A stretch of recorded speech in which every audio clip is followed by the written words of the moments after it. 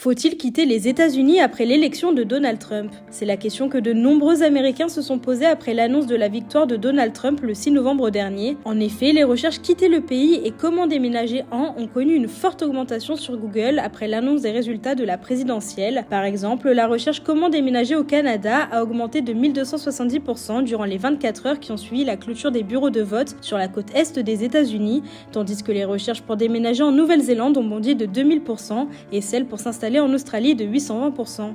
Les recherches pour s'installer au Canada sont montées en flèche, en particulier dans des États qui avaient largement voté pour Kamala Harris, comme le Maine, l'Oregon ou encore l'État de Washington. La recherche puis-je déménager dans un autre pays a même été fréquente dans le Wisconsin et la Pennsylvanie, deux États où les électeurs se sont largement tournés vers Donald Trump. Selon les données du site néo-zélandais dédié au processus d'immigration, la plateforme a enregistré environ 25 000 nouveaux utilisateurs américains pour la seule journée du 7 novembre, contre 1500 le même jour en 2023. Une question qui touche également les plus proches supporters du président américain comme Elon Musk. Sa fille Vivian Jenna Wilson a annoncé ne plus vouloir vivre aux États-Unis. J'y pense depuis un moment, mais la journée d'hier m'a confortée dans cette idée. Je ne vois pas mon avenir aux États-Unis, a-t-elle écrit sur le réseau social Threads.